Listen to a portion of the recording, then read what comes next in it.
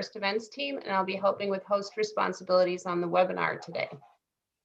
Before we get started, I'd like to remind everyone that speaker Q&A will take place in our conference work adventure platform.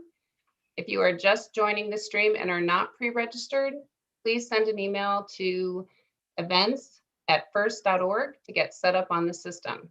Work Adventure is hosting all of our conference networking activities as well as the conference exhibit hall.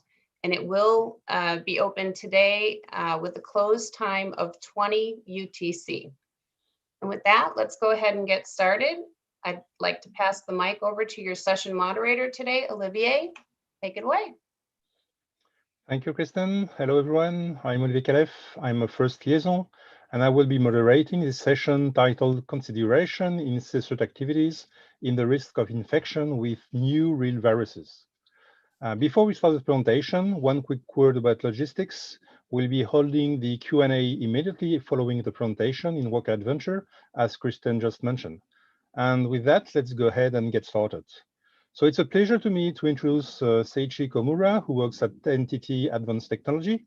I already had the pleasure to meet with Ichi, as we are both certified Theme 3 auditors. And in Japan, he's the leader of the CSIRT Evaluation Maturity Model Working Group of the Nippon CSIRT Association, the NCA. That said, I'll hand the mic over to you. Ichi, the virtual floor is yours. Thank you. Yes, thank you, Olivia, and thank you for all to join my presentations. I just started, just a moment. I share my slide. Yes. Yeah.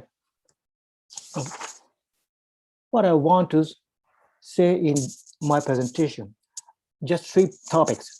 Having the BCP for our own CSIRT and considering whether our own CSIRT have their own physical safety. Over just a moment.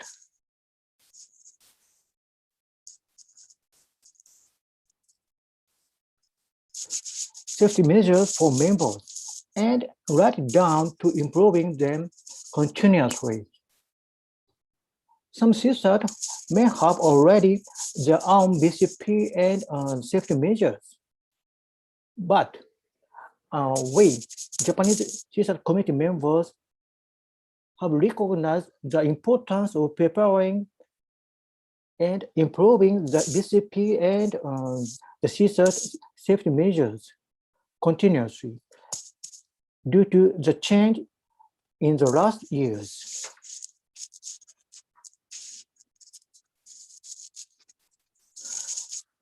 Before I get into the specifics, let me introduce myself.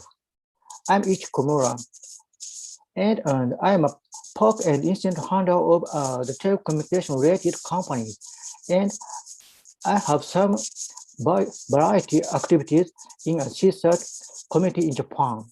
And I also a doctoral student in a university, and I have some lecture in another universities. And in 2019, I surveyed the local food and many streets in Fukuoka in Japan. But unfortunately, this conference held in online, so I lose the chance to share information and the experience with you, such as to eat with the streets and go around the Fukuoka cities. Yes, this is the table of this presentation. And at first, I introduced a survey of CSIRT activity in Japan in first emergency declaration. Second, I introduced the issue under the risk of virus infections.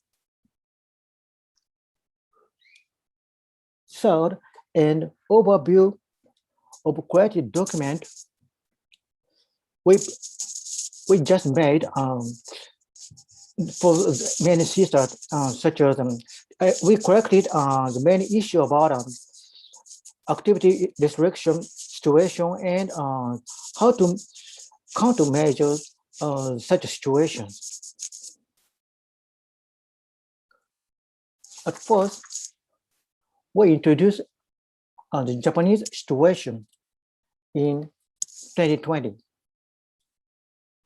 In the wake of the 2020 COVID pandemic, there have been major changes in special activities in Japan, social activity in Japan, restricting from going out, conducting business and classes from home. Remote activity has been encouraged and implemented. So the world famous morning rush to work has been reduced. And such major social changes occurs in Japan. Japan has many natural disasters, such as earthquakes, typhoons. And in those natural disasters, only some areas were affected and we were able to operate our business by taking facilities to another areas or coping functions. However, COVID-19 pandemic causes the activity restriction in whole Japan and all over the world. Therefore, some business continuity options, such as moving the base to another location, were not available.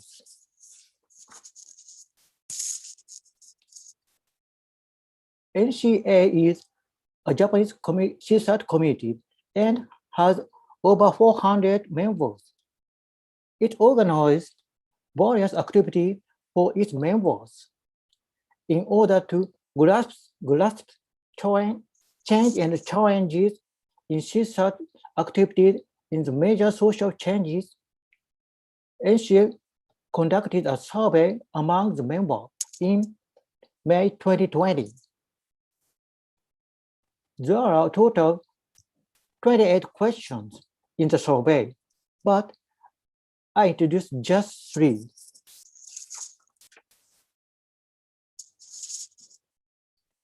Question 1. Have you prepared to work as an organization as part of BCP and work style reforms? More than 90% of organizations were making preparation as part of their BCP and work style reforms. However, the impact of the spread of new coronavirus infection was being greater than expected. And about 80% of companies need to take additional measures.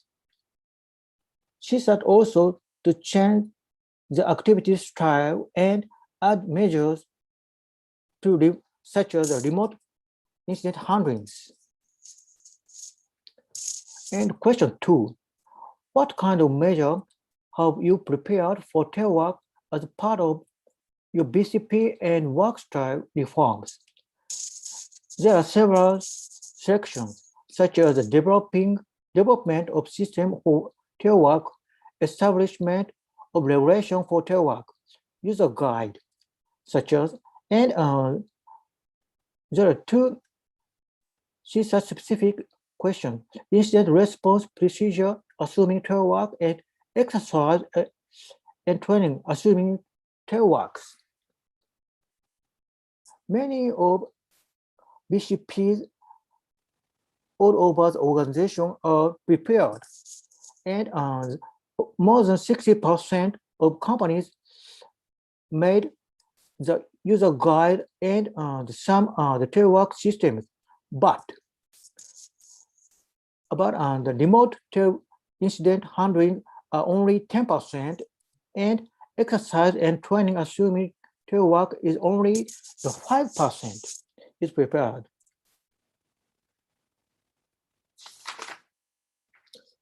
we are still in process to preparing for CSIRT activities for telework environment.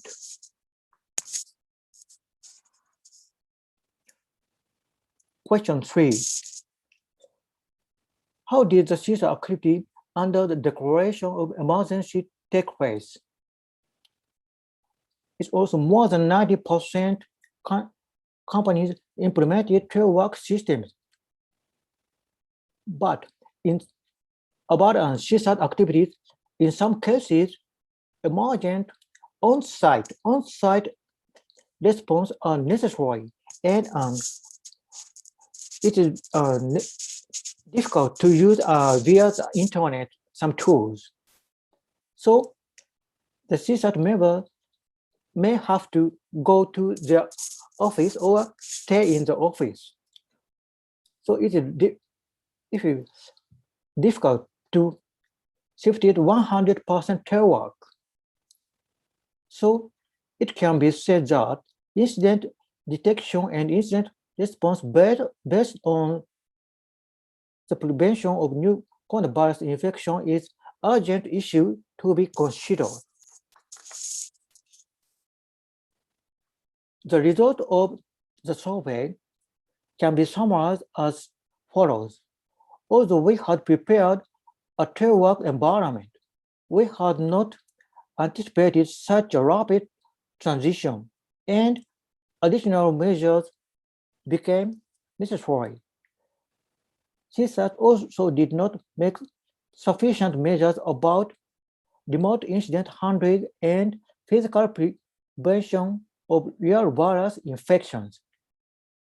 There were many issues to consider, and these are spread across the wide of field, such as some ICT and network technologies, and some of preparing for uninfected supplies, and some of the skilled person rotation schedule, and some of the escalation to infection prevention department.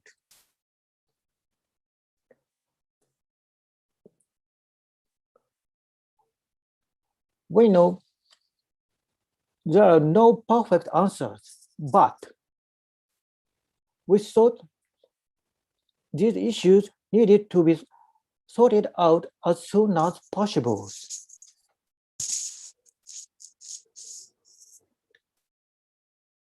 Do you think that general BCP and general physical safety measures prepared by the whole organization will make the CSIRT specific activities safe?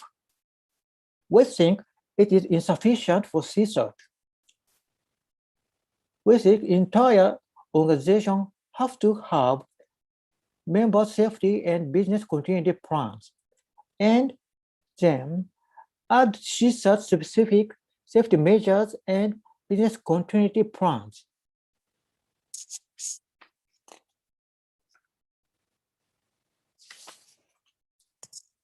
So we decided to organize the issue in the community, collected examples to measure and share them.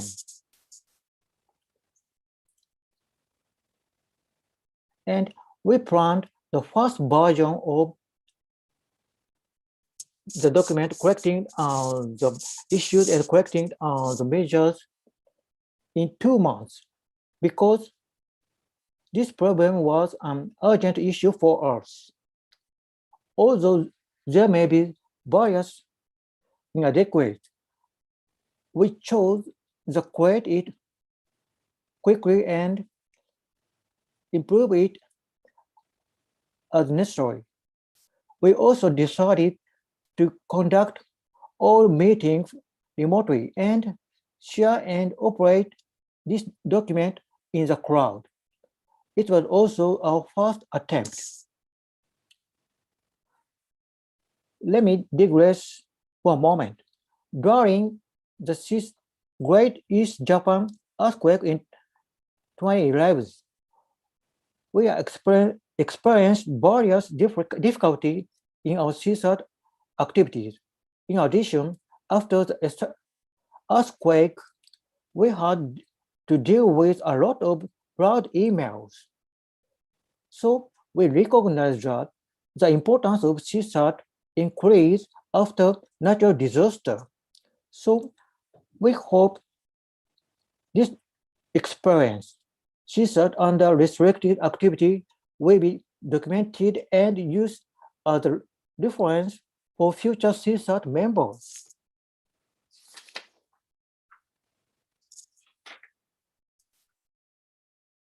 We will present an overview of the document and how to make it. First of all, we collected specific issues for CSIRT activities under the first declaration of emergencies. Some of them are as follows: inability of secure sufficient workforce, insufficient communications, inability to use the tool remotely. There are no recovery plans when an infection occurs in a monitoring room. There are no procedures to be taken when incident handlers find a person who isn't in good physical condition.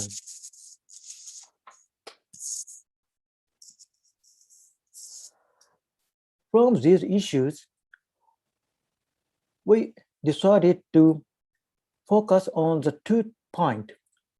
1, ensuring the physical safety of the members. 2, to organize BCP for CSIRT activities under the infection prevention situation. Let me digress for a moment again. The illustration describes how to ensure safety in the event of tsunami. I improved the BCM of my CSIRT after the Great East Japan earthquake in 2011. It includes securing power supply, moving the office to the new location in case the office could not be used due to the earthquake, and relocating several servers to the safe, robust buildings. However, this time, these measures were useless to help our new problems. Then, we organize our policies. The top priority is to ensure the physical safety of CSIRT members. Then we consider the following. First, making a list of CSIRT activities that should be continued. The list of CSIRT activities that should be continued depend on organization and its situations. But list of exhaustive CSIRT activities helps many CSIRT when they consider the problems. Second, CSIRT activities that can be performed remotely are shifted to remote tasks. Secure remote connections should be built and maintained for this purpose. Some tools may not be able to be connected via the internet. In such cases, consider alternative safety measures such as planning a working rotation and build a sufficient ventilation for operation rooms. Third, checking and rebuilding the communication system among CSIRT members and related departments.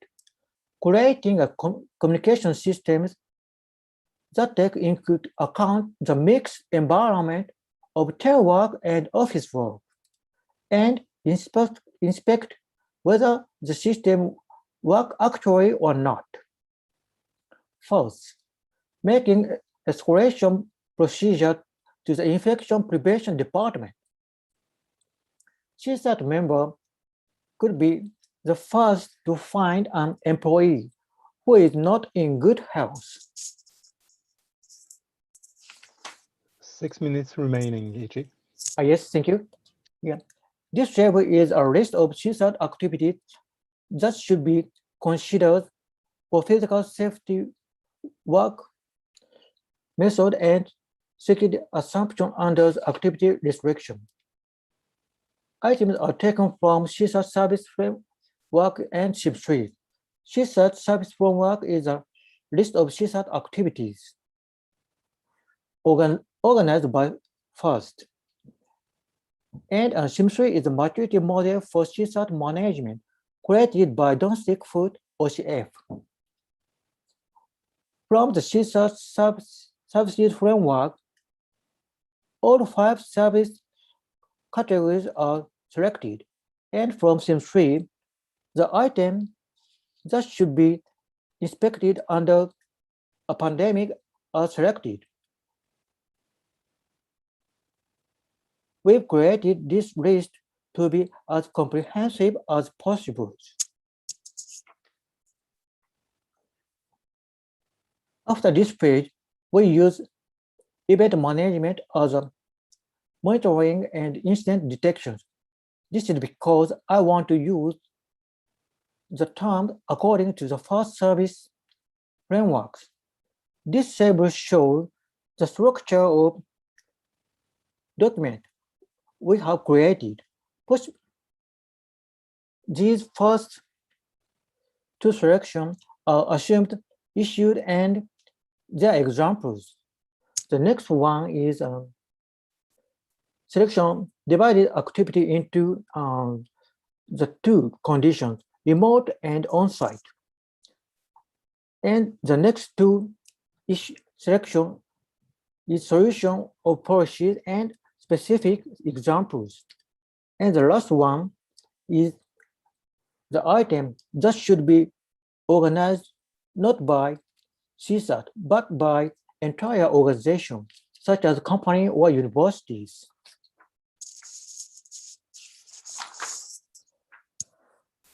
Possible issues section is a list of issues that have been experienced or are anticipated by members of these activities.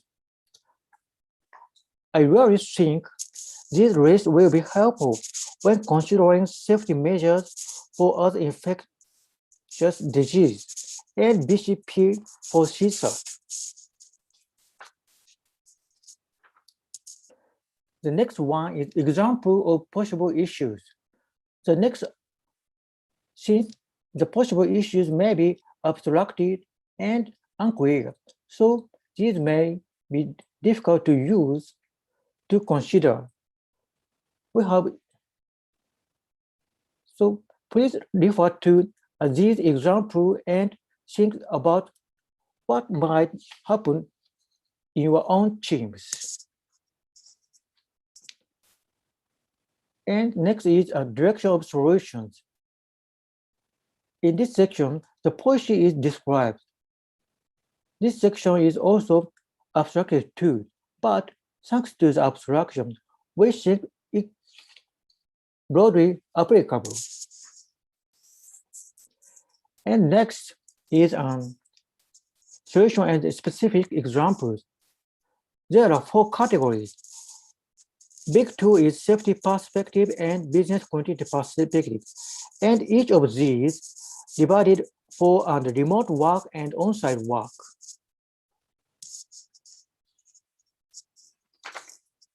And the last one is organizational preparation. It is not considered not for the CISO, but for the whole organization. These consist of 5 categories related to work rules and ICT and network technologies and physical environment and facilities and business procedures and legal systems. And this is the questionnaire of after the first emergency declaration. We hold a hybrid workshop in October 2020. Participants could join either online and on-site. And in the question, over the 60% of CSIRT members can do work well in the pandemic. But the 23 is there has a problem, and the 13 is unknown. And this slide shows which activity do you do well under the COVID-19 pandemic. Only the community activity are less than 50%. It may be the lower priority, I think, but sometimes the newcomers is difficult to make a good relationship to the members remotely. So I want to consider these problems more and more after that. And future activities. Yeah, I corrected the Japanese situation, but if you could share the situation status from each country or communities, we would like to organize them and writing down and share you all. This slide shows the people who contribute to these activities. Thank you again, I said. Yeah, thank you for your participation. I hope you will come to Japan next time. Thank you. That's all. Thank you, Ichi, for this great presentation with excellent feedback on your questionnaire and how the CISOs should keep up with in dire conditions. I especially appreciated a few elements such as the DCP aspects, the comments on the need of CISO to adapt and improve with new types of incidents, and the fact that you highlighted the safety aspect for CSIRT members. Human aspects are often neglected within CSIRT, and although it's an important category for the SIM3 model. So yeah, really important. And of course, I hope we'll be able to meet in Japan for future FIRST conference. Thank you very much. Welcome. So thank you all for attending this session. And remember that if you have questions, you can find the speaker in the work adventure in the Q&A rooms on the first floor. That said, let's now switch to the next session with Angela Wu as a speaker. Angela is a threat intelligence analyst at VMware, and she's based in Singapore. And she'll provide some of her feedback on current threats, cyber incidents with related stakeholders, where details are then used to make decisions, detections, and prevention. So Angela, please go ahead. Yes, thank you, Oliver. So I'll just share my screen. Yeah, do you see that? Yeah, thank you. And how is the audio? Is it good? Excellent. Great. So I'd just like to thank the organizing committee for their efforts in making this 33rd annual FIRST conference possible and giving me this opportunity to share my topic. I think importantly, thank you for deciding to join this breakout session and hear me speak about gaining CISO support and improving security operations situational awareness with threat briefing. So I'll just continue. So who am I? Probably just go through very quickly. I'm currently a staff threat intelligence analyst for VMware based in Singapore. Most of my career, including now at VMware, my roles are internal facing. So within the organization across information security and technology, in the last 5 years, I focus on cyber threat intelligence. And I'll be sharing my personal experience. I do not represent any views of any organization or the environment that I work in. So I'd just like to share many times, executives from senior executives, including the Chief Information Security Officer, the CISO, within an organization would ask, can you share relevant details of this current threat? Have you confirmed, how does it impact us? What mitigations have we put in place to protect us from the attack, that we are seeing that's impacting other companies? A lot of times the CISO asks you this question because there's concerned executives from the board, from the shareholders that may have asked CISO about this. And therefore, the CISO is asking you so that he or she can provide this answer to the required stakeholders. Another time we see is that the regulator, could pose the same question, to a bank, if you work in a bank, or a customer could pose to a technology company. So in a case like we are in VMware, because customers are using your software, they are concerned, like, can you tell me more about these threats and attack? What are you doing to address this? Finally, of course, as an organization, in turn, we also ask our supplier, also our vendors, like, what's the data or systems that you have hosted for us exposed in a recent attack that we found out, impacting your organization. So this has been a common question because of the recent supply chain attacks. And as cyber incidents, security incidents impact companies' operations and their share prices, there is a need to answer all these questions. And this is something that, yes, the threat intelligence team can answer, but yet it can also be answered by a member of the incident response or the digital forensics or the blue team. And I'll share with you in my presentation how we can proactively prepare these answers to these questions. So, CISO, threats, risks, and priorities. Prevention starts with knowing what is relevant, relevant threats that could impact your organization. The CISO, the security operations team, do not have time to read daily threat intelligence reports from reliable sources or information. All these relevant risks should be brought to their attention before it affects the company and to gain their support for following up mitigations or address the gaps. So these are common threats, attacks that CISO has expressed interest in. So what I'll be sharing in this slide is something that they have commonly asked about. It is not exhaustive, and you should customize one such list for your company and for your CISO. For example, a security incident with attack details provided, could you share more about it, because it has targeted, or affected, various companies that are based in the same country or in the same industry that we are from. So for example, if you are a bank, and this attack has impacted another bank in the country you're from, for example, in Singapore, then it's possible that your organization would ask you, can you provide more details about this? And they would ask something like, because of systems that previously your vendor has hosted data on, has experienced a security incident or a data breach. So they would want more information about the attack and more information about what the mitigations we have. Or if there are instances where you have vulnerable systems, systems that are previously infected by malware attributed to a particular adversary or threat group, this is something that, would come of interest to the CISO. Or any of the vulnerable systems that are being exploited by adversaries. It could be the same type of systems that are currently being managed on-premise or on cloud, but managed within your organization and used within your company. And this kind of risk tends to increase if the systems are internet-facing and they face critical vulnerabilities.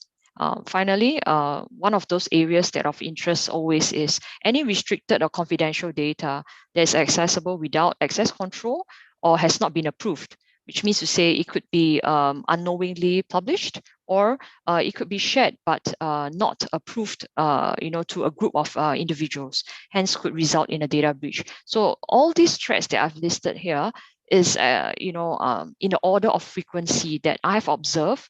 The different types of intelligence reports have been, reported. Whether is it paid intelligence or open source free intelligence.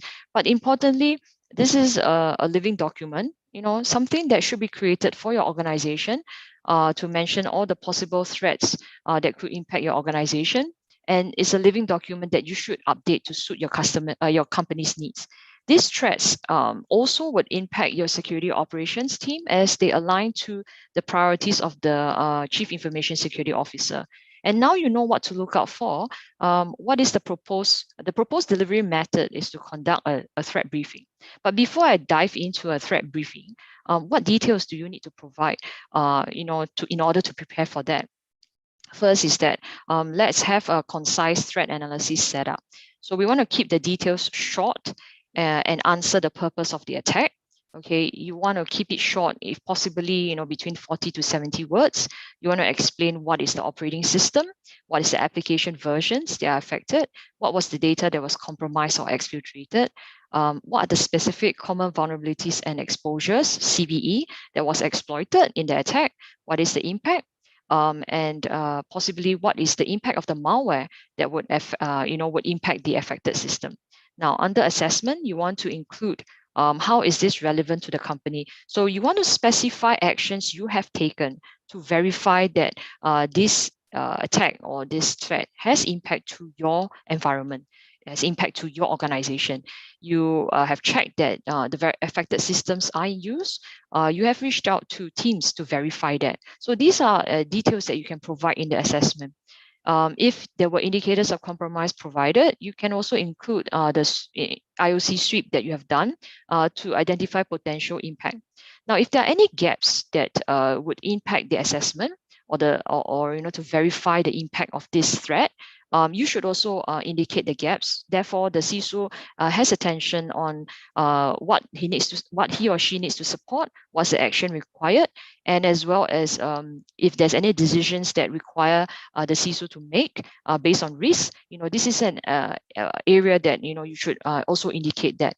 And then finally, we'll touch on the impact. So what we are interested to know is what are the possible attack surfaces, infection vectors, attack vectors, what are the mitigations or preventative actions that you have applied to address these same techniques, what are the malware that was used in the attack that could potentially be deployed in our company, in your company. For example, do you want to block command and control domains, that's on the firewall, block or monitor detection, processes, detection of processes and techniques that's used by that malware, by setting up those use cases, alerts on the endpoint detection and response. So with that, we want to ensure that when you present this threat analysis, for a threat briefing, it should be kept to 3 minutes. By having a very concise threat analysis, it reflects that someone within the information security team is following up ongoing threats. And even if there are no risks to the company, the CISO will want an update that an action was taken to verify that we have checked, there's no impact to us, verify that there's no relevance to our organization. So I think that's a confirmation that someone needs to do to ensure or give an assurance to that aspect. Now, I'd like to give an example. If dark side ransomware falls under the threat priorities, risk priorities that I've mentioned earlier and relevant to your company. Now, this example reflects a concise threat analysis, like what I've mentioned earlier. And I have actually, obtained the sources based on CISA and FireEye. So, for example, in this case, I will give a very short statement, stating where was my source, what am I looking at, and I'm interested if, for example, if you're a US-based company and you are in energy, oil, and gas. Now, having this point to state that Colonial Pipeline would actually be of interest to you because it's probably your partner, one of your competitors. And if it has impacted the organization, you'll be interested to know, does it impact you? And because it's such a widespread activity, you'll probably be interested because it's also based out of US if your organization is based out of there. And the proposed attack was mentioned to say that it's because of data encryption. It's a ransomware. It also does data exfiltration. So these are information that you want to include in your summary. Not too much, but enough to explain what does it do. What are the risks to the organization, to the CISO? It's a financial loss if you pay out the ransom, or there's a data breach and you can receive fines for that. And what was the impacted systems? Windows and Linux operating system. So, of course, what are the assessment you could include? You could include what is the relevance to this attack to your company. So, for example, if you find that because you are in based out of US, this was widespread, you could mention that that was the case.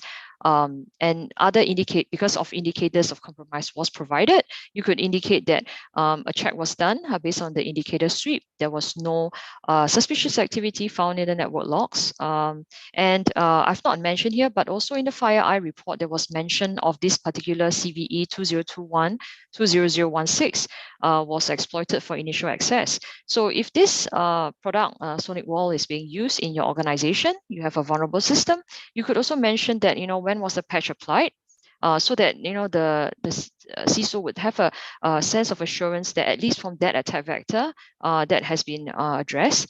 Other controls you could also mention, general controls, if this was a Tor router, if you do not use the Onion router in your environment, in your company, you could block web traffic to exit and entry nodes. So that, that's another level of general controls, not specific to this attack. It is being used, but it can also be used by other threat actors for other attacks. Now, finally, impact. So there was always an interest to mention on how does it impact your organization? How does it impact your company? We would include the mitigation specific to the techniques that the malware that are used in this attack. So, for example, when we refer ransomware, is it currently being blocked by policies on your endpoint and detection and response systems? Is the processes, is there a detection alert that was created for related processes? Is it being monitored by security operations team? And obviously, one of the most common ways is, do you block those file hashes that's being used either on the endpoint detection or the domain names on the firewalls? So I think that these are typical preventative action, very specific to that malware, very specific to the activity. Now, CISA has provided a list of mitigations that you can deploy that's applicable to your company. I have not included all of them here because various organizations may use different tools. For example, they use RDP, Remote Desktop Protocol, and you can't actually block that outright if that's being used. If not, why not? So that's that kind of applicability when you refer to mitigations that you can put either in your assessment or your impact. Now, with threat analysis, this concise analysis that's done, you want to collate and combine them. So what is the intent? Now, I mentioned about threat briefing. Okay, the intent is that you want to collect this threat analysis you have done for different attacks that is of relevance to your organization. You want to organize something that's weekly or fortnightly. It depends on your CISO's preference, on his or her availability.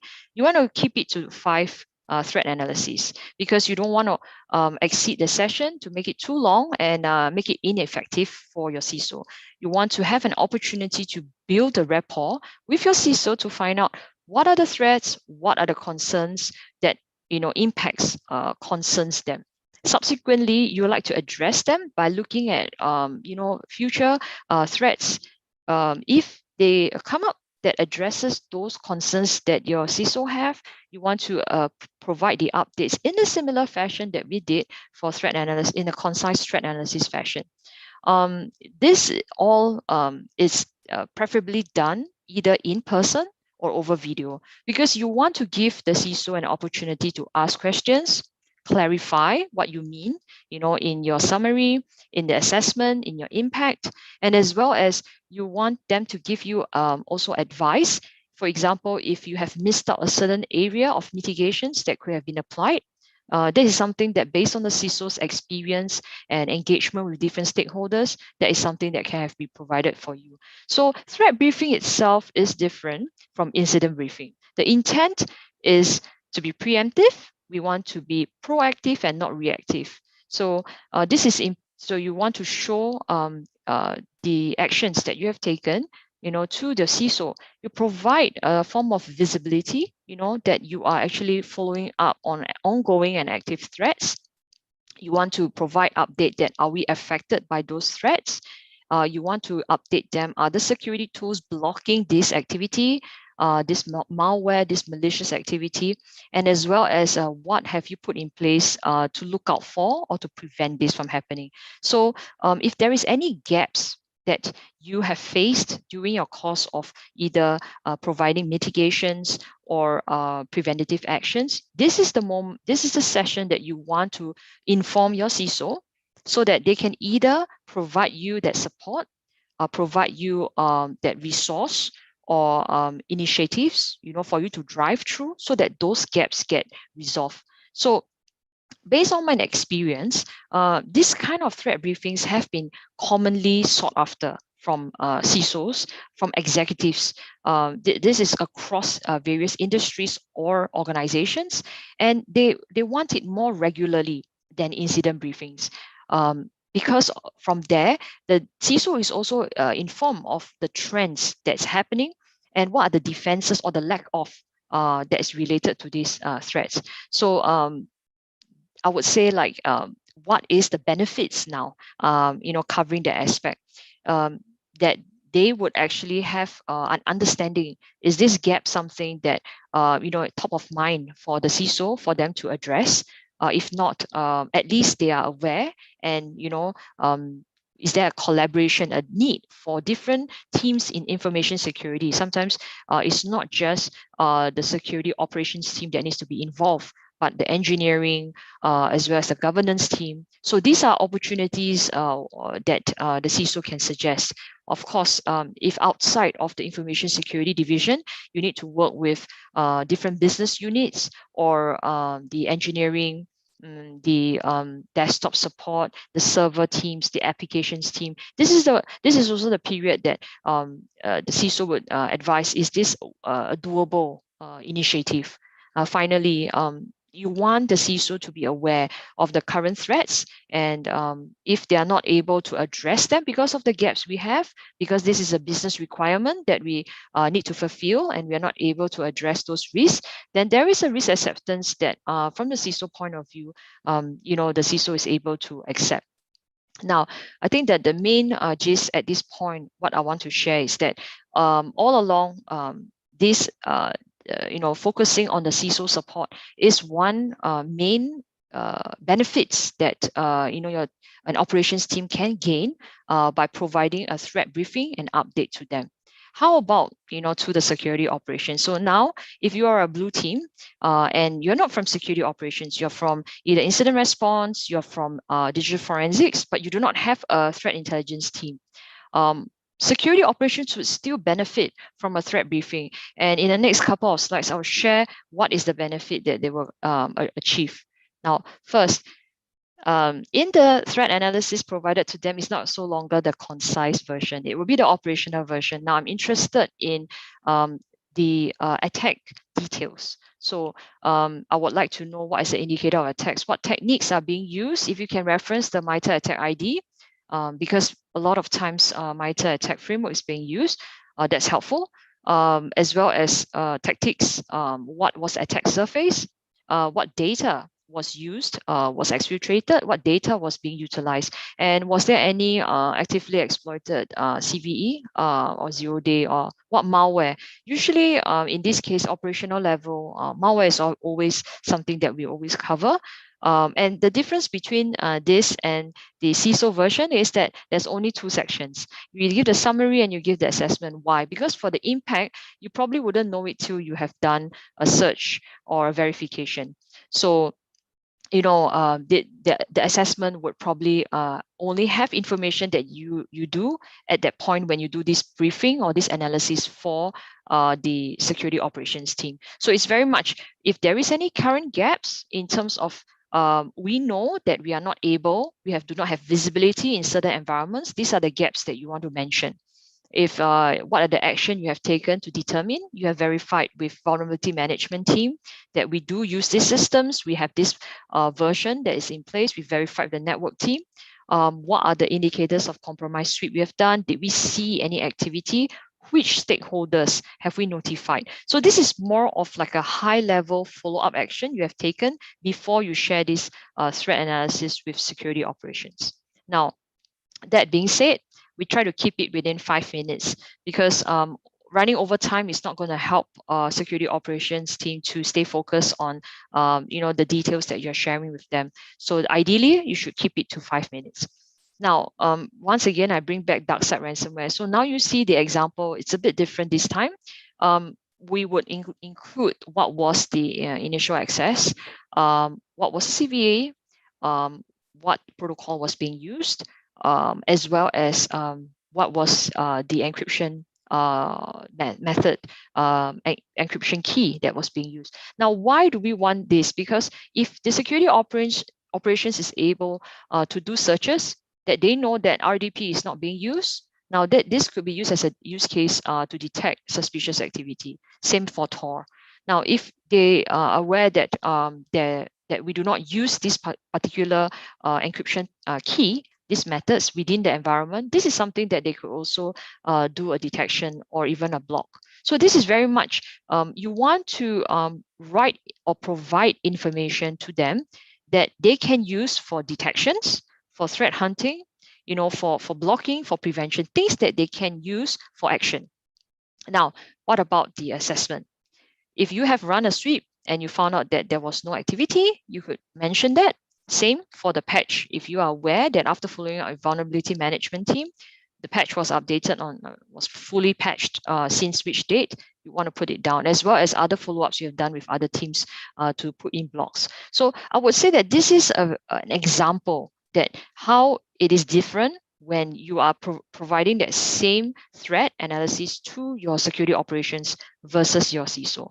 Now, same thing, you collate that, take 3 to 5, because you want to keep it within 25 minutes.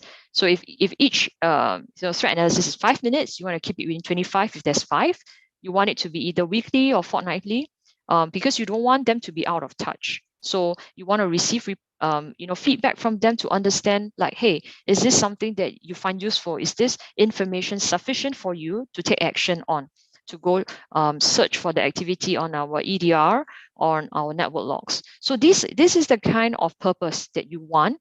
You want to highlight trends and tell them the new tactics or techniques that attackers are now using. You want them to be vigilant, to be suspicious, what they should defend or to be cautious about, so that when they are doing their day-to-day work, they are aware of that and do further analysis before deeming that it is a false positive.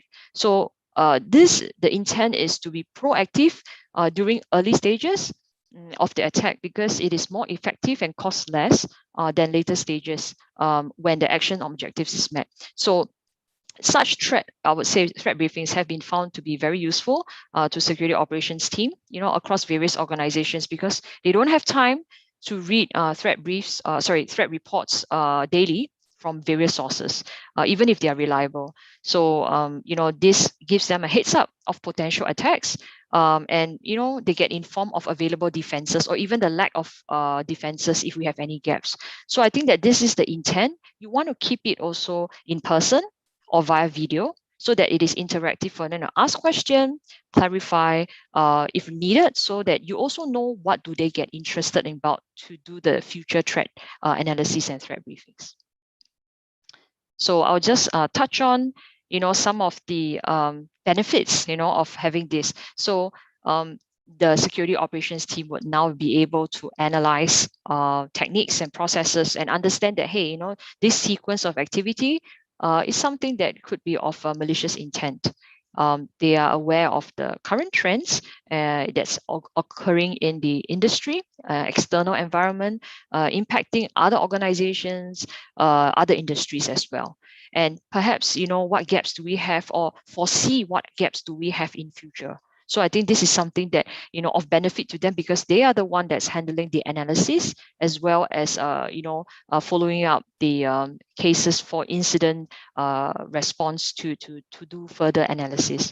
The next is that you want them, to them, it is an efficient action, because you want to give them, actions that they can take, to run the searches with the tools that they have in the environment that they have. So being efficient in that space for them by just only covering information they need in the summary for that threat analysis, it definitely is much more useful than giving them a full-blown attack report.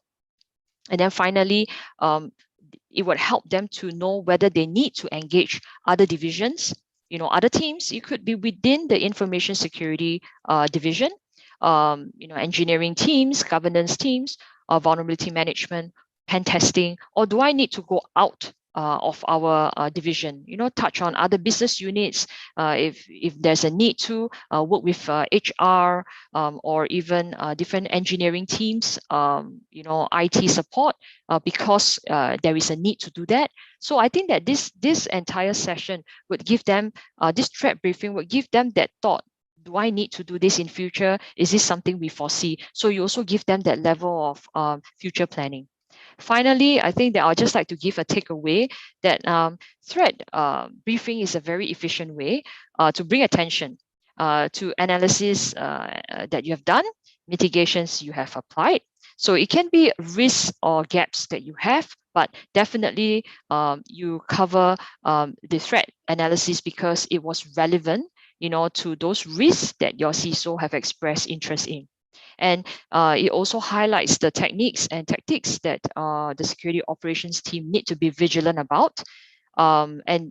Therefore, even if you do not have a threat intelligence team, a dedicated team that does that, any member of the blue team, which is the incident response, the digital forensics, even the threat hunting team, can always prepare and deliver a threat briefing, that is relevant to the Chief Information Security Officer or the security operations team. So with that, I'd like to conclude my presentation, and I just return back to Olivia. Thank you, Angela, for this presentation, which highlight the communication aspects with the threat briefing topic. I fully agree that being relevant, straight to the point, and efficient with the different types of stakeholders is very important indeed. And especially when times are scarce resources and the clock is ticking. I also appreciated the stress you put on sharing with other teams and collaborating with them, also very important indeed. So thanks again, and thank you all for attending this session. And remember that you have questions for Angela. You can find her in the work adventure in the Q&A room on the first floor. Then now we are right in time. We have a break of 15 minutes. So we'll reconvene at 1:15 p.m. UTC or 9:15 a.m. EDT. So see you in 15 minutes. Thank you all, and thank you, Angela. Bye-bye. Thank you.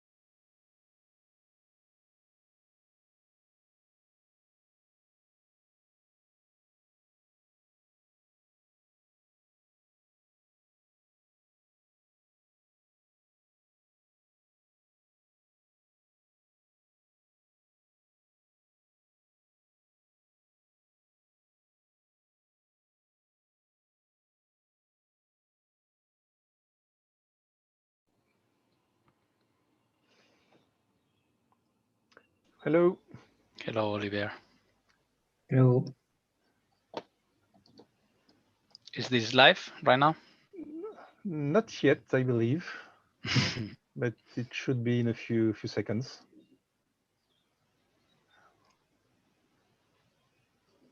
So we'll be waiting for Kristen to start the streaming.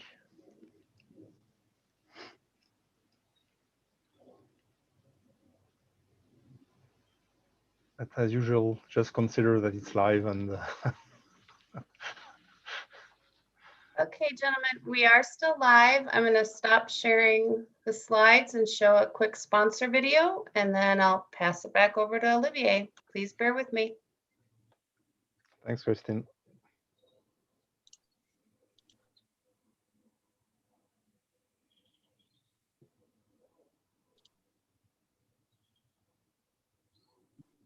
Oh.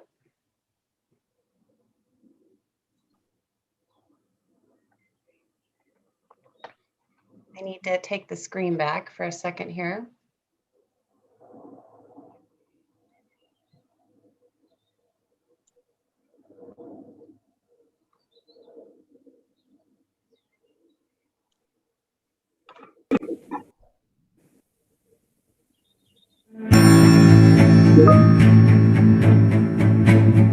Team Cymru provides no-cost threat monitoring to ISPs, hosting providers, and CSIRTs who partner with us. Nimbus Threat Monitor gives you near real-time threat detection, illuminating the compromised assets on your network and those of your clients by correlating your network flows with our world-class IP reputation data.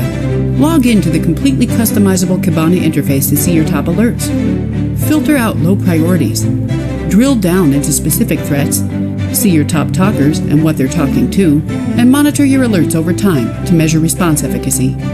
Saving and improving lives is Team Cymru's mission, and making the internet a safer place is integral to that mission. Our intelligence powers many security vendors' offerings, and Fortune 500 companies rely on our intel. Take advantage of our pure signal threat detection today.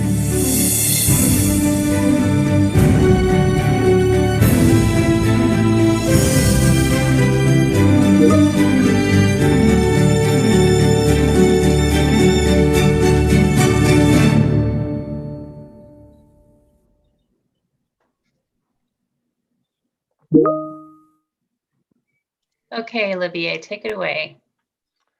Okay, thanks, Kristen. Hello, everyone. So I'm Olivier Calef. I'm a first liaison, and I will be moderating this session, whose title is From a Hospital into the Realm of Hades. For those unaware of the Greek mythology, Hades is the god of the dead and the king of the underworld.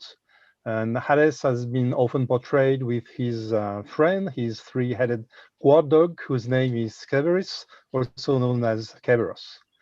As a very short introduction of our two speakers, so Alberto Magalón Sabado is the head of the incident response and threat hunting in the Cybersecurity Agency of Catalonia, and Juan González is the CSIRT manager of Catalonia CERT, and he has over 12 years of experience. Gentlemen, the virtual floor is yours. So thank you, Olivier, and thank you to all the organization as well. It's a pleasure for us being here, so we hope you find it interesting. At the end of the talk, please ask any questions. Will be available for you at the QA. As Olivier said, we come from the Catalonia CERT, which belongs to the Cybersecurity Agency of Catalonia. Let me see if I'm able to move. All right, so this is us, Juan González, CERT manager at the Catalonia CERT, and Alberto Magallón, head of IR and threat hunting too. Basically, we'd like to make the most of the situation, just to send some shout outs to the rest of the team and to the agency too, which participated in this incident we are going to be talking about today, and also in the making of this presentation. This presentation that you can see here is based on, as we are saying here in this little disclaimer, based on true events. Last year we suffered a pretty intense incident for us, which affected some hospitals. We've been modifying some names and dates for the sake of the TLP. Just a quick disclaimer too, no Hadiths or Hadith samples were harmed in the handling of this incident. We just found the naming of the presentation fund, and then we realized that there's a ransomware name like that. So, and yeah, finally, sorry about the skills or the PowerPoint and the paint skills. It's not what we like most. We prefer other technical things. Yeah, so basically very quick introduction. We are the Catalonia CERT, a governmental CERT, which works inside the Cybersecurity Agency of Catalonia. We are a governmental CERT for the whole government of Catalonia. We take care of the whole government and its infrastructure, but we also cover a wider scope, like going from local administrations to public institutions, all the public dependent sector from the government, also universities and research centers and whatnot, and finally hospitals too.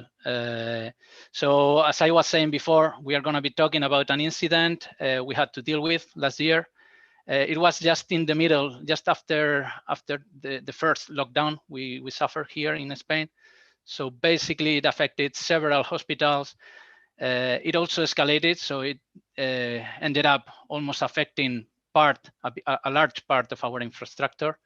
At some point, it did indeed feel like entering the underworld. So everything seemed to start collapsing, and it was quite a nightmare for us.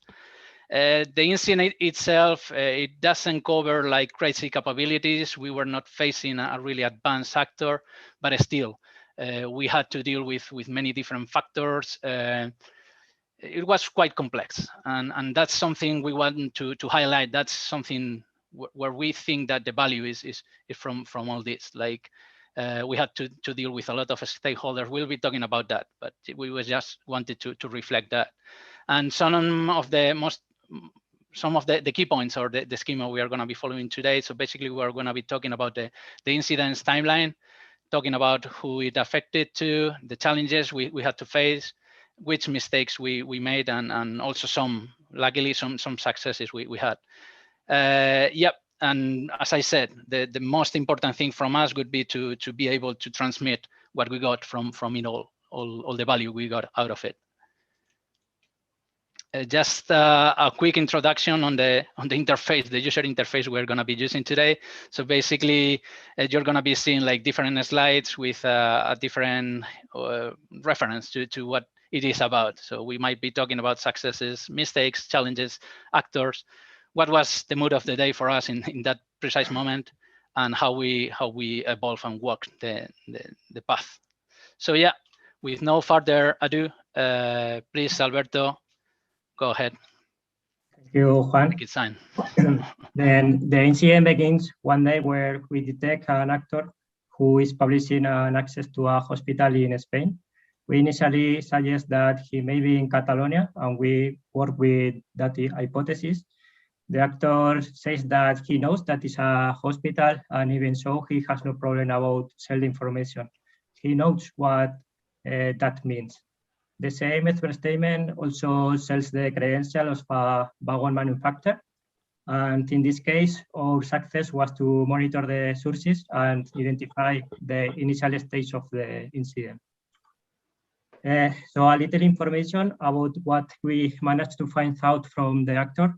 It is Siberian Spider, a name we made up because our naming scheme is a lot more boring and we love how others do it. The Siberian Spider actor is a cybercriminal opportunist with enough experience, more than 10 years in the underground forums, not very advanced, but he has certain capabilities. Also, in 2020, we have seen him participate in other incidents.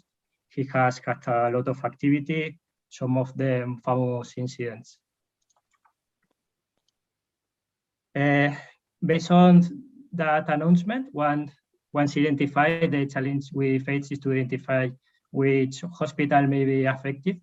In the constituency, we have 68 centers, 8 of reference, and in the announcement, there is only a little information about the technologies and some numbers, such as the number of computers and servers, for example. We don't have integrated hospitals, or we haven't visibility in all of them. So it is a problem for us. So what we start is to do is prioritize the main candidates and start contacting them to carry out a series of hunting tasks. The next success we have is to able to identify that hospital. With very limited and simple hunting mission, we managed to identify that one of that hospital had been compromised through a Citrix system. In this case, we will be talking about the first victim, the first hospital, which will be one of the large hospitals in Catalonia. And that indeed, during the pandemic, we will have a huge impact for us. So we are managing this for about 13 days to get the main part of the investigation out. And that at first we thought we had it content, even eradicated. If it is true that it was not until later that we realized that we made a series of mistakes with the full scope and it was not a complete eviction. We didn't make a full scoping and it wasn't a complete eviction. Meanwhile, after 14 days, we realized that precisely a Swiss wagon manufacturer, which also includes the credentials in the advertisement, we know it has impacted with ransomware. So we know that the credentials have been sold and we are very close to it happening to us as well. 16 days later, when we are with this concert, we detect an alert completely different from that of the hospital. It is a Mimikatz alert on a domain controller that it make us think that there has been a lateral movement. At this time, we are working with the hypothesis that it may be separate and related incident because we have a different alerts at different sites. Also, we do mean to consider that the two incidents may be also related. This alert is generated in a tax office, also in Catalonia, with a certain size. And 40 minutes later, in a totally different environment, we again detect another alert, also related to dumping credentials. So at this moment, it is obvious that there is a lateral movement through different environments and that someone is dumping credentials. In this case, the second alert arises in one of the domain controllers of a regional government, where we will be talking about 200,000 users and part of the 60% of the domain support by the infrastructure. Here we have 3 incidents and we start looking for the common thread and we identify that it is the same provider that manages the 3 environments. From here, we discard the hypothesis that they are independent incidents and we begin to relate it to the first incident we had almost 17 days ago in the first hospital. So here we can state that it has been a second actor that has both the credentials or that he's trying to expand his scope or prefer he have the entire provider's infrastructure compromised and the actor is entering through it. At this time, we introduce a second actor who will be our provider. We have called him an intentional provider, where basically has at the end, or we discovered that the practice that we've been carried out to manage infrastructure were not exactly the best or most hygienic, as they should be ideally. In the end, there were many environments, many domains with credentials and network visibility that allows you to move or jump from one to another system. The typical IT administration errors that compromise the security. So we are faced with many challenges in this point, a situation where there is no real segmentation, retention is often typical, is insufficient, obsolete systems. The provider is very large. It has many environments. It is almost easy for the attacker to move than for us because we have to deal with many people because the systems are owned by many different people. In the executive committees, there are more than 80 stakeholders that we must be dealt with, different points of contact, and it is a great task to explain to everyone and to be agreed. Deal with nerves and pressure from so many points, and also to add to that, We have the participation of an incident response team from a large manufacturer with whom we also have to coordinate in the right way, how to work together, also making our criteria prevail. The business is very concerned about what has happened with the credentials, which is true. We share this concern, but it is also true that we continue to have an active attacker moving through the network. Sometimes it's even difficult to target what has happened. The team responsible for calculation the risk, its conclusion is that the risk is low, which ends up affecting us by needing to gain leverage or restraints in the management of the incident. And finally, the liaise that enters in the incident, which means in addition to all this, managing this communication. Another good thing about what we managed to do in this incident is to detect lateral movements, especially by following the trail of the attacker, identifying the tools he used and the command and controls. With this, we were able to identify new victims, such as a second hospital, in this case a little smaller, but also a reference, so very important one, in another region of Catalonia. And just below, we identify a third hospital, a little smaller, but also important. And even in this lateral movement, it is reaching primary care centers, also distributed through the territory. What we are clear at this time is that the attacker is jumping from system to system, and it's not very clear where he is. He is going from systems. At this time, we are also aware that we made at least 2 other mistakes. The provider carries out the commission of the computers involved. The provider shut down without consent, without being informed, and the attacker was using these computers to pivot.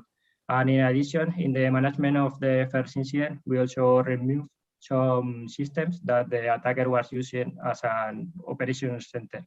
So this made him alert, and it is clearly noticeable that this caused a change in the attacker behavior, and he began to try to establish contact from many other computers and try to deploy persistence with other tools. At this point, and we find ourselves with new challenge to take on, to say when we stop in an environment as big as we can. In the end, much of the infrastructure you cannot ask to be rebuilt. There comes a time when you have to make a commitment. At some point, you have to make a decision, start to take lead. It was here when considered at least to apply the fish containment plan. The first most radical action, we have a corporate environment, several hospitals, more other environments, and the least we wanted to do was isolate and secure the corporate part by increasing the detection capacity. From there, we continue working on the rest to discover where else it has persisted. We don't interrupt the rest of the infrastructure. From here, we do tracking. We apply hunting with a resilient strategy, a mechanism that if it fails, we cover by other techniques, and we were able to find all the command and controls and all the connections that the attacker was using. In addition, the attacker tried to hide. He turned off one command and control and turned on another. He was not very active. He could leave them off for a long time. He was trying not to make too much noise. He was trying to be a little careful. In addition, at this moment, while we are preparing the final eviction, we find another statement by a completely different actor who talks about the access to a hospital again. We think that he is talking about hospital 1 plus hospital 2. Then we are back in the first hospital starting situation. You can sell the credentials to someone who wants to deploy the ransomware. In this case, not it's a single hospital, but in 2 hospitals. In this case, we discard the rest of the hypothesis, and we are left with the one that we have probably been facing the second actor who was working with the first and moving laterally. This other actor will be Belligerent Spider, another name. another opportunistic initial access broker. In this case, we were able to identify that there has been a relationship and some type of transaction between them. And he is the actor we've been dealing with most of the incident. As we already have the eviction plan prepared, only this announcement gives us advance everything, and we anticipate the execution of the plan. We anticipate everything 2 days, putting everyone up and running, and in the end, making the cut or the eradication with all the infrastructure that we have identified, more a series of very strong restrictions in the affected environments. What has happened to us at this point, another error that we identified, because while we prepared the plan and until we went to execute, we probably wait a long time because we wanted to execute it well. We wanted to have everything under control. It also depends on the requirements of the provider himself, who asked us to wait. In the end, what happened to us, as the attacker was already alerted, is that they managed to take root in many systems. In the end, nothing more, just an example or to give an image of how complicated everything has been, the path we traveled, the amount of systems, jumps, research that we have to do. At times, it seems that we were going to enter the underworld, but by lack or effort or the hours we dedicate, we were able to return among the living. At the end of this incident, what we do try is to make the most of it to achieve a positive output for ourselves. In that sense, we managed to apply restrictions on all communications that were unnecessary or already established, reduce the trust relationships between domains, or even deploy MFI schemes, or increase log retention, improve the operation model with the provider, and shut down the entry and attackers' infrastructure. Here are some key points that Juan introduced us. Thank you, Alberto. Thank you, Alberto. So basically, one of the first things we realized was that it was not strictly possible to follow the book. So that's something we would have liked to do, but at that point we realized that we had to adapt. So for instance, Alberto mentioned that we had the participation of a different team, different IR team, and they were proposing just, for instance, in this case, watch and learn. We have to wait. We don't want to alert the attacker. We totally agreed, but we still had to make a commitment and take a decision, because things were going on. We knew that there was being activity.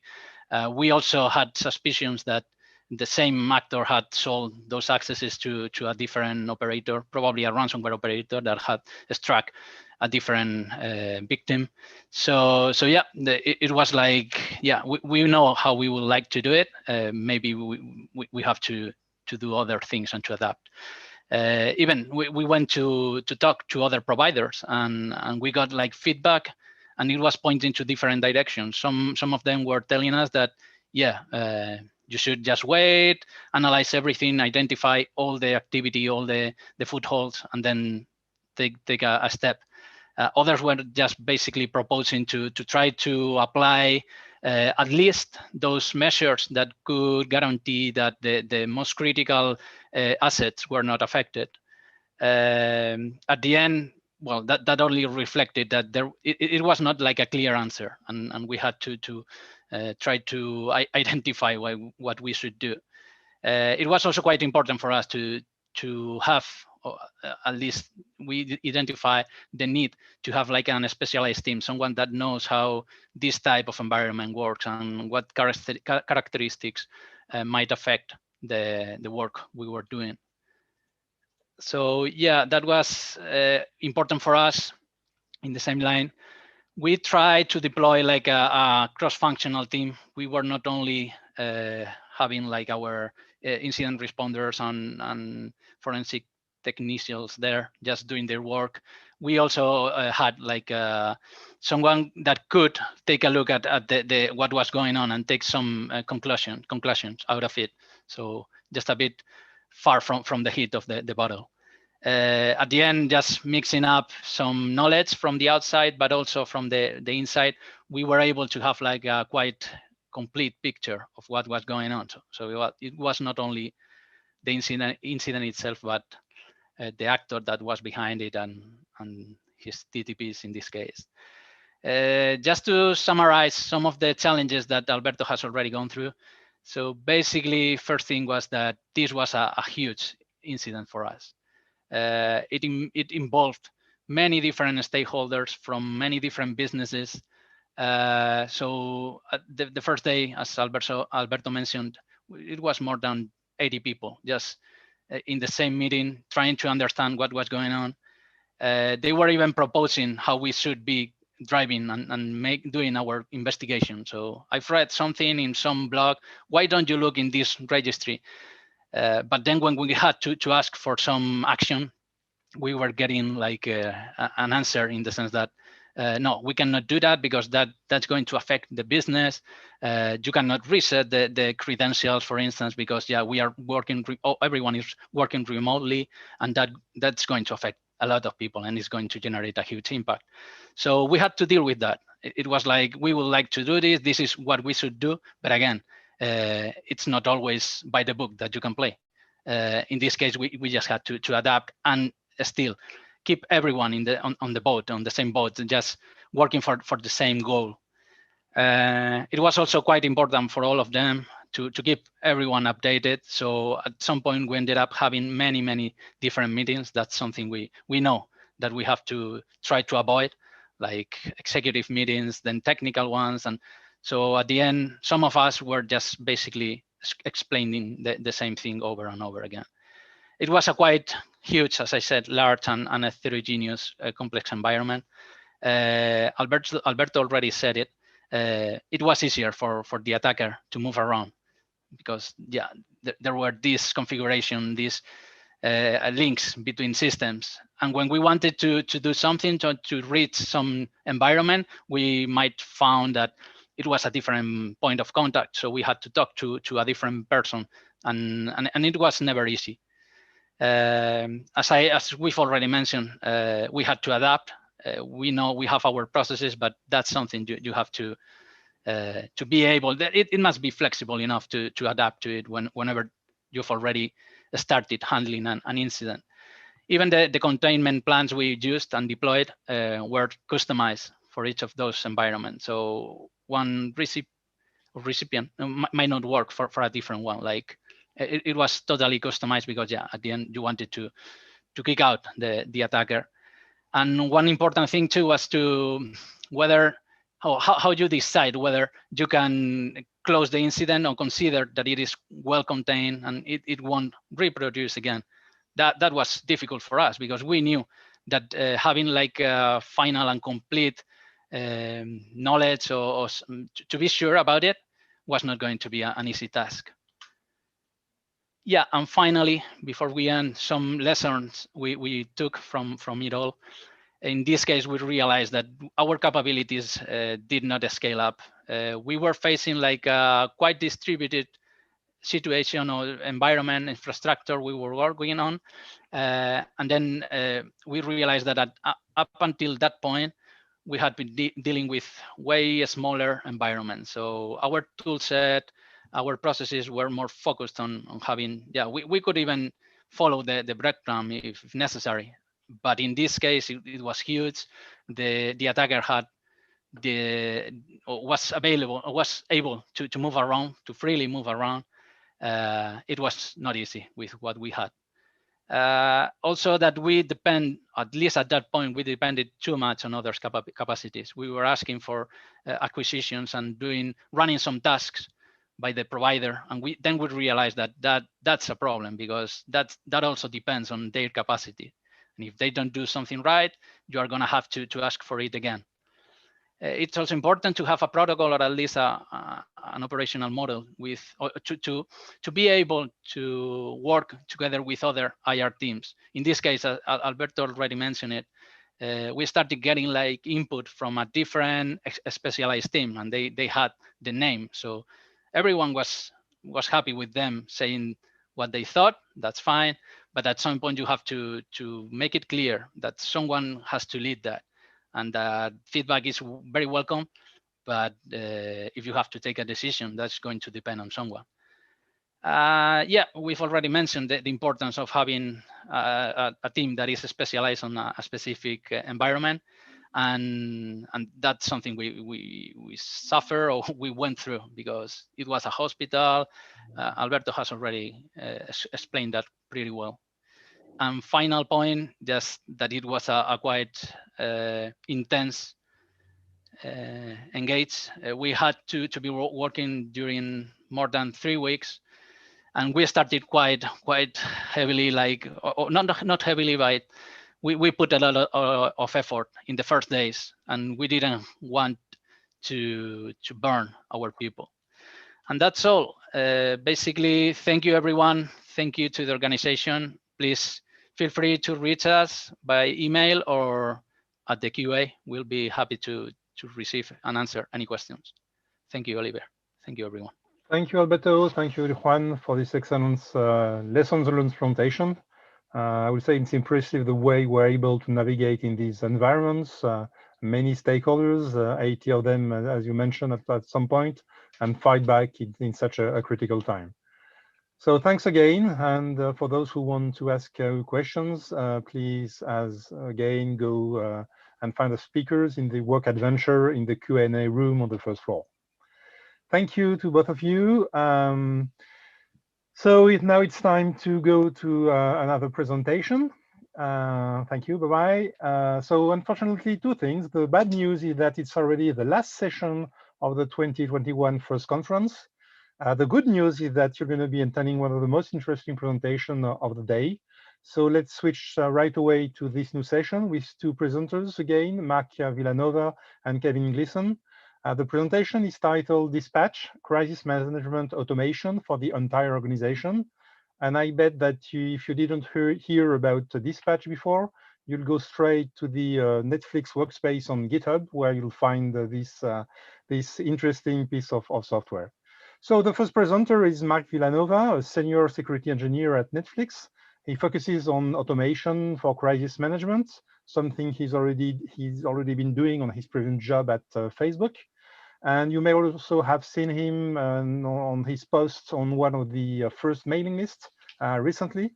So someone well known for this community. And Kevin Gleason is also a senior security engineer at Netflix, and he's also deeply interested into all things related to security automation. So, gentlemen, the virtual floor is yours for this final presentation. Awesome, thank you, Oliver. Hopefully everyone can see the presentation. I think the slides are up. Yeah. And we'll go ahead and get started. You gave us a great introduction. Hopefully we can live up to it today. But yeah, so my name is Kevin Gleason, and my team member here is Mark Villanova. We're both on the security incident response team here at Netflix. And today we're going to talk through a piece of orchestration we built to help us manage incidents here at Netflix.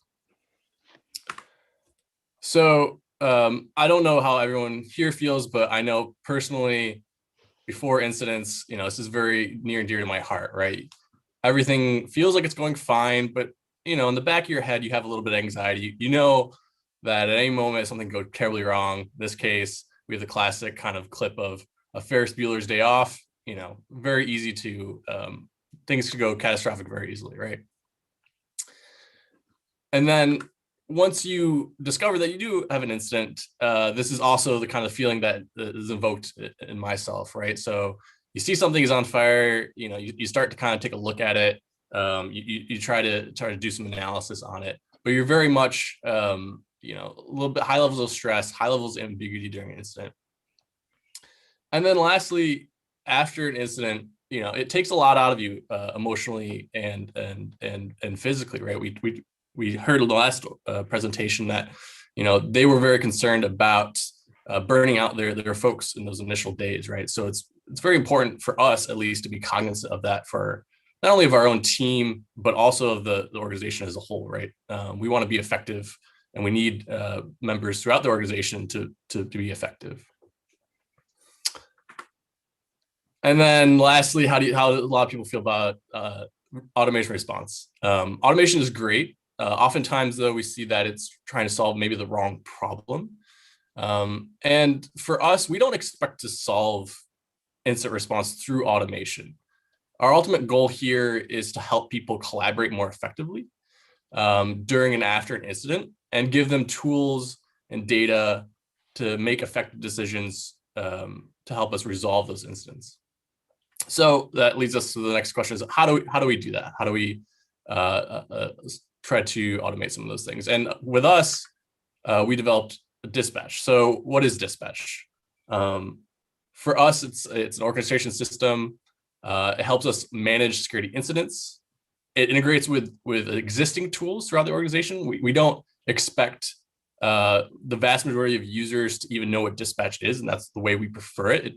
For us, it should really be in the background, tying together tooling that your organization uses day to day and they're familiar with, and helps them to use those tools that are used for maybe other businesses' processes to effectively respond to security incidents. So what are some of our goals with automation? Our first goal is we're very, one of our main theses for effective incident response is that people resolve incidents. And we need to get the right people in the room. We need to get them engaged. We need to be active communicating with us, and we need to get them oriented quickly. So for us, that means when someone's, we tag them in an incident, they're asking questions of like, okay, is there a run book for this? Who else do I need from my team or from other teams to be brought into this incident? Are there additional stakeholders that need to be notified about this particular incident? Is there someone, a partner maybe, or someone else in my sphere that needs to be notified? And then where can I get information about this specific incident, about what's happening? Like what is the subject of this particular incident? And moreover, what's already been done? Am I coming into this halfway through? Am I right at the beginning? What do we know? So our first goal is to get people engaged and oriented quickly. The second is that we found that context switching between a lot of different systems is hard, right? It's not really, there's a lot of accounting and data entry that, is kind of part and parcel with incident response, but it's not really effective for incident responders to jump through a lot of different interfaces, a lot of different ticketing systems, and so on and so forth. And so we really pushed to centralize a lot of that incident life cycle, the management of it, to one particular place, so that folks, don't have to constantly be flipping through a million tabs and copying and pasting data from one system to the other. So we focus a lot on reducing the number of interfaces that people have to interact with and enter data into. We also want to offer a consistent experience, right? Ideally, we are a team. We are going to have different people responding to different incidents. But the last thing we would want is for one incident to be run very differently from the other. We don't think that, we think that consistency provides people with a sense of, trust in the system, almost, that they're going to be handled, this is going to be handled appropriately and correctly. And it speeds up their ability to be oriented, right? If we're always doing the same thing, we're always providing the same resources, those people start to learn that process and kind of can contribute more effectively, more quickly. Although we push for a consistent experience, we also balance this against flexibility, right? So we do realize that every incident is unique in its own specific ways. And so we do balance this consistency against the ability to be flexible enough that the participant feels empowered, that they can go and do additional things. So almost all of the features within Dispatch are additive in nature, hopefully providing kind of a base level experience, but then allowing participants to go above and beyond that when is necessary for the incident. And then the other opportunity we have a lot with automation is we're able to collect a lot of information that would be onerous or possible to collect for an individual, right? So there's a lot of data around who was added to an incident when, how long someone spends time on certain things. All this information can be kind of collected by running it through some automation, and we can use that data to drive learnings back into the organization. We use this not only on a per incident basis, so what went wrong, what was the root cause to this incident, but also on the aggregate basis. So if we can see that we have certain trends throughout all of our incidents, we can use that to hopefully drive deeper and more a bigger scoped solutions throughout the organization. And with that, I'm going to actually hand it off to my team member, Mark, and he's going to lead you through some of the actual features of Dispatch itself. Thanks, Kevin. I think you need to stop sharing so I can, okay, there you go.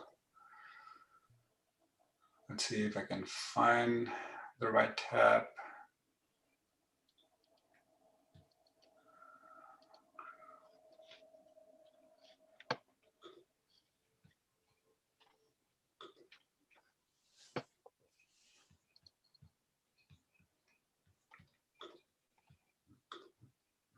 Is it working? Can you see my slides? What about if I do this? Do I go back to the presenter like view? Yeah, that has the presenter web view. Okay, yeah, I'll just stick to this. Yeah, thanks again, Kevin. So Kevin gave us a quick overview of like what we are trying to achieve with Dispatch, and now I'm going to walk you through some of the features that we built in Dispatch, features that Dispatch provides in those kind of like categories. So the first one we're gonna kind of like cover is like orientation and engagement. It's a very important one. So the way we allow people to report incidents to us through Dispatch in different ways, but the main one is a very simple web form. This web form allows people to give us like a title for that incident, a description.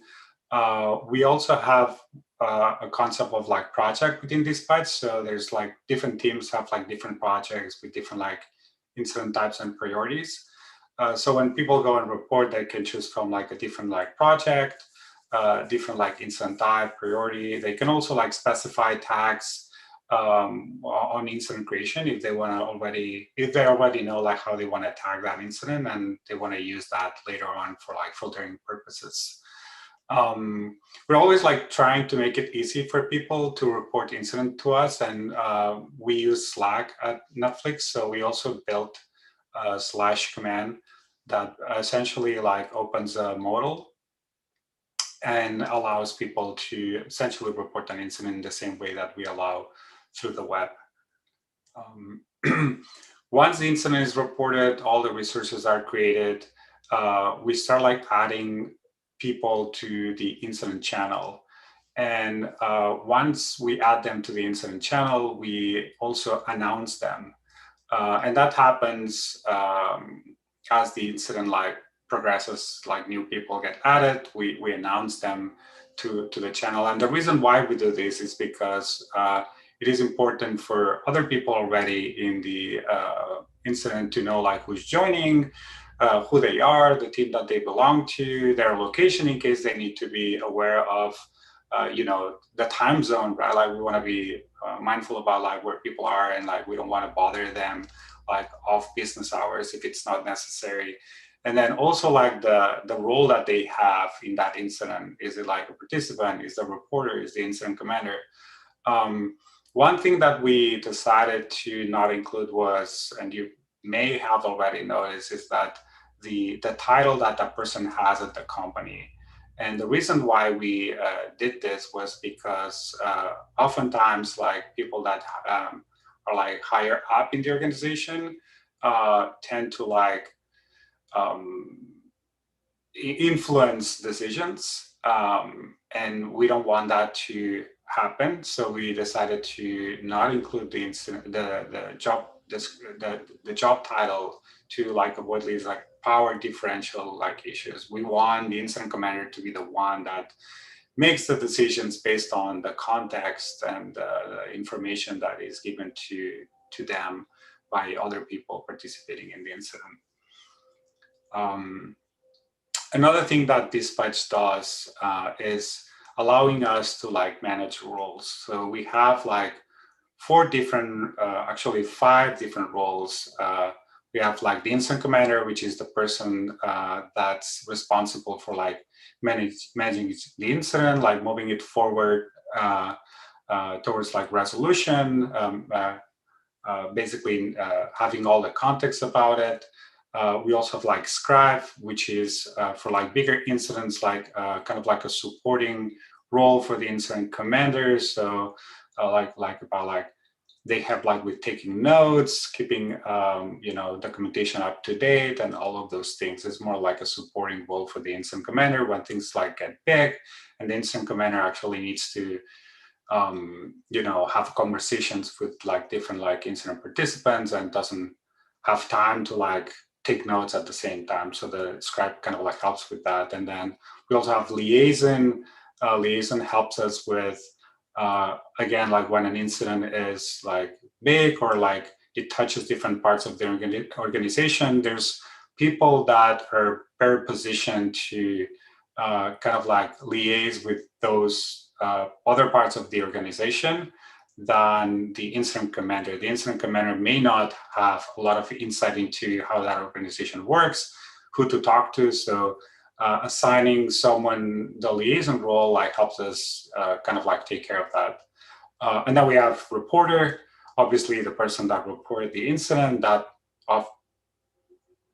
almost never changes, right?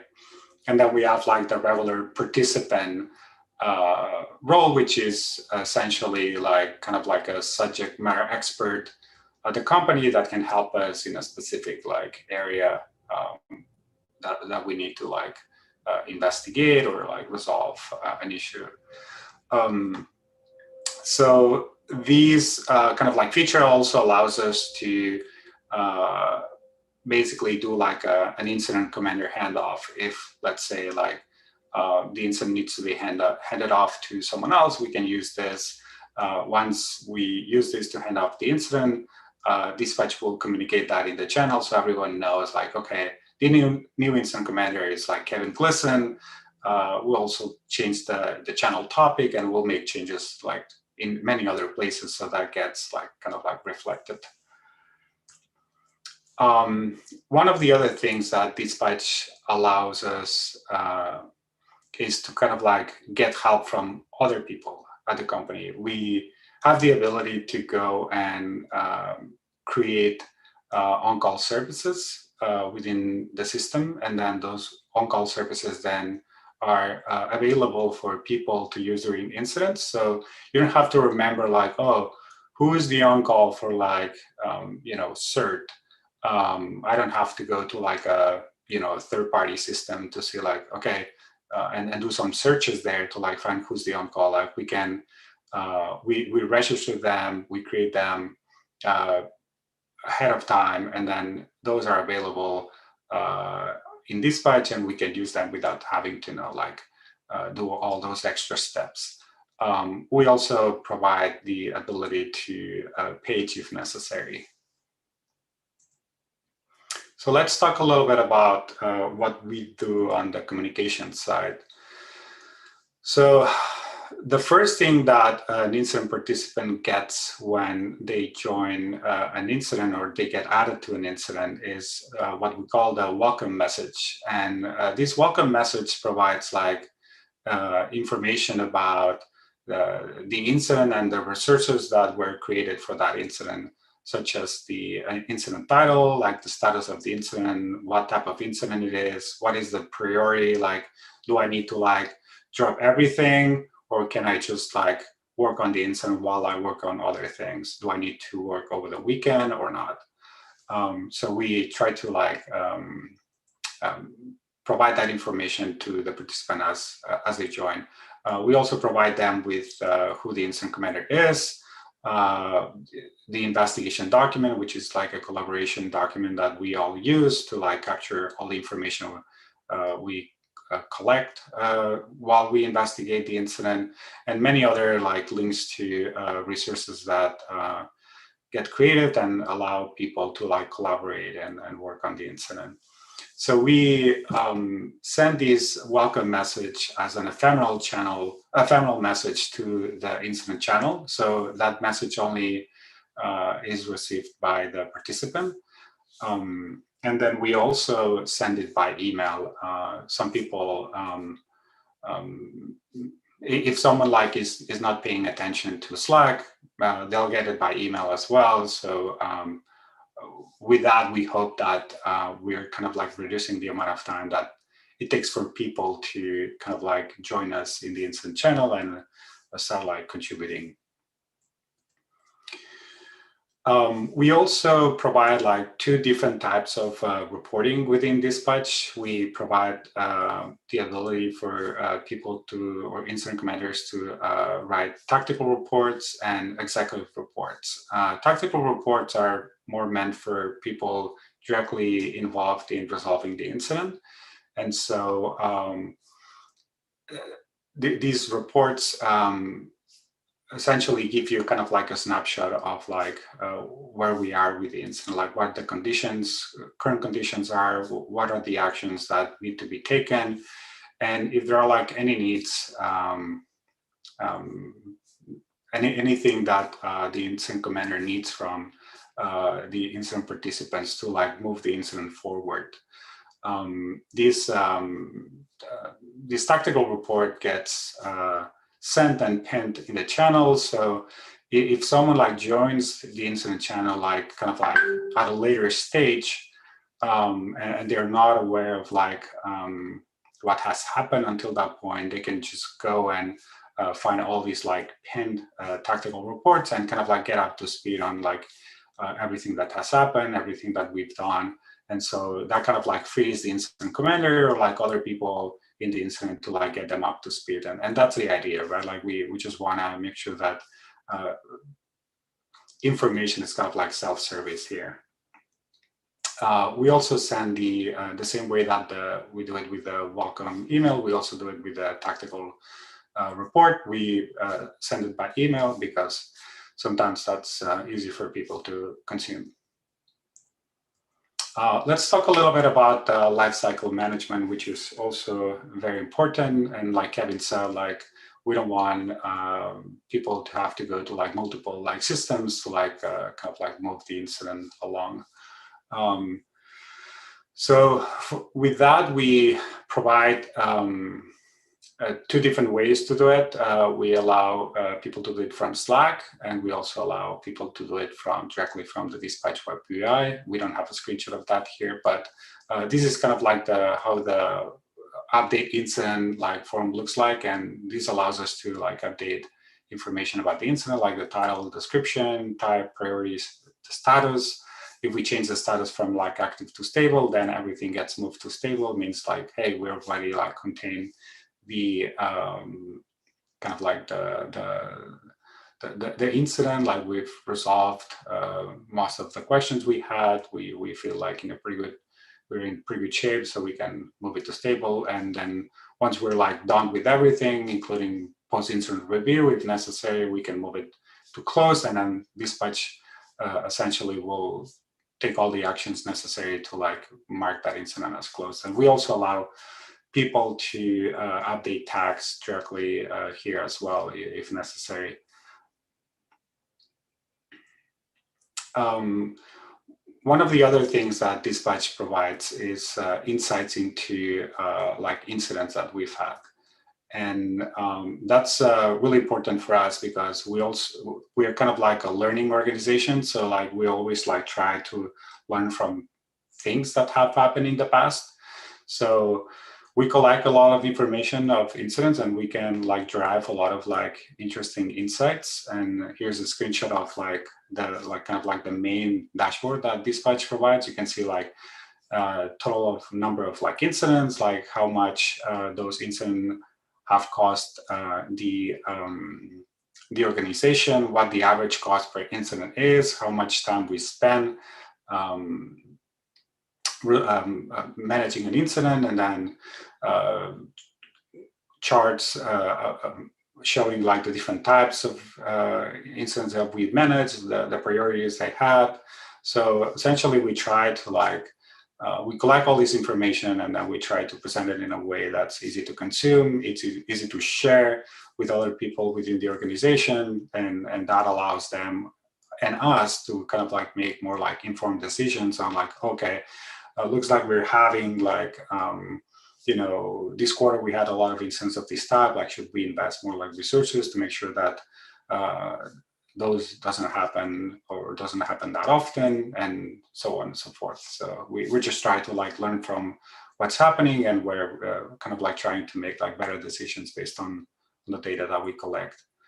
Another thing that this patch provides that's pretty interesting is like we provides like some sort of like basic like forecasting, so you can see like how many incidents you're gonna have compared to the incidents, yeah, and then you can compare that with the incidents that you actually had, and you can like fine tune like the way you want this forecast to work. And then back to Kevin for him to like give us the final key takeaways.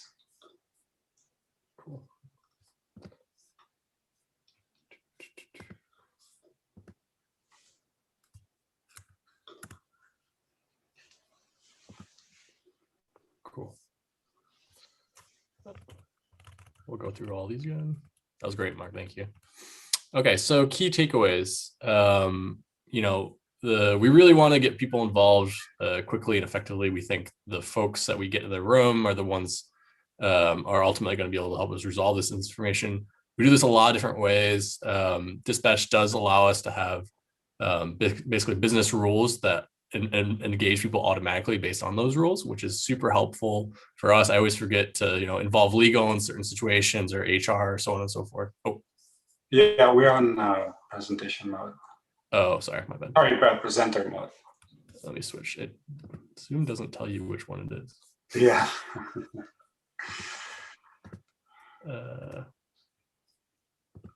There we go. There you go. And we think that by engaging those folks automatically is just another burden that the incident commander doesn't have to worry about, which we find really, really valuable. Providing consistent customer experience. So everyone involved in our incidents, we consider a customer. We want to provide them a consistent experience. It reduces stress, and it ensures that we can actually learn from these organizations across incidents because we have a consistent experience, and the data we collect is consistent as well. We allow lifecycle management from the actual incident channel. Again, we don't want folks to have to interact with a bunch of different places, forget to enter data one place, or have to remember all that cognitive load. Really just isn't useful to actually resolving the incident. So we want to reduce that as much as possible. And then collecting data. So Mark just talked about how, you know, we're really, really data focused. We think that by tracking data that both the commander inputs as well as we collect automatically, we can drive a lot of really good learnings from these incidents, and we can help prevent them in the future. And then lastly here, I just want to take a moment and say that it really takes a village, right? So we're very like kind of customer focused in the way we approach incidents. We're a very small team as far as the number of incidents and the breadth of incidents that we do handle. So we really rely on our partner teams to help us resolve a lot of those incidents. And additionally, the automation that we've kind of created has the added benefit of offloading some of our incident workload, right? So with this automation, we can basically say, hey, other security team, if you use this automation, we have some reasonable expectation that the incident will be handled in a reasonable manner. And that's helped us a lot with some of those partner teams that can run either incidents very specific to their team or their part of their organization, or are very just low level incidents that, so we can kind of reserve our cognitive overhead for maybe bigger or more involved incidents. What we've also been able to do is offer this tooling outside of security teams and to other teams within Netflix. So while we developed this for the security use case, it's also, there's nothing very security like specific about any of the things dispatch does. It's really about maybe incident management. And we found that there are a lot of other teams within Netflix that find this very, very useful to help them run their own business type incidents. And so we've been able to help them as well. The added benefit to this is that they become more familiar with our tooling. And so if we do need to involve them in security specific incidents, they already know what the deal is, they're already up to speed, and it speeds up that process a lot. So there's kind of a mutual beneficial relationship there. And then lastly, it's open source. Go ahead and try it out. I think it's been open source for a little over a year now. And that's all we have. So thank you very much for talking with us today. Yeah, thank you very much. And thank you, Olivier, for introducing us. Thank you, gentlemen. And thanks to Netflix for offering your tools on GitHub, on your open source. Let me put some emphasis here on one thing you mentioned. That's the incident tactical report with the CAN that summarizes current status of an incident. As a reminder, the CAN acronym stands for conditions, actions, and needs, and it comes from the firefighter world. So that's, I would say that's a reference, and that's an excellent choice, I would say. That said, two final suggestions for attendees. So the first is to go to the work adventure for the Q&A room to ask your questions to both of you. And second is once again to go to your Netflix open source on GitHub. And you'll find also a very interesting introducing dispatch blog post. Both of you have been posting, well, a year and a half ago or so on the Netflix tech blog. Also a good site to look at from time to time, because there are quite often very interesting tools, especially for incident responders. That said, at the end of the sessions for today, I was a program committee member, and I can also suggest you to consider presenting next year for all attendees. This year, the work of the program committee was a bit tricky, as you might expect, and I would like to pay tribute to the program committee chair, which was Natsuki Inui. She did really an excellent job. And so that's all for this year, online conference, the second online conference in a row. Thanks to the organizers, thanks to all of you attendees, and I really hope that we'll be able to meet again next year, end of June in Dublin, Ireland, face-to-face, and being able to chat as we used to do years ago. Thanks to all of you, and bye-bye.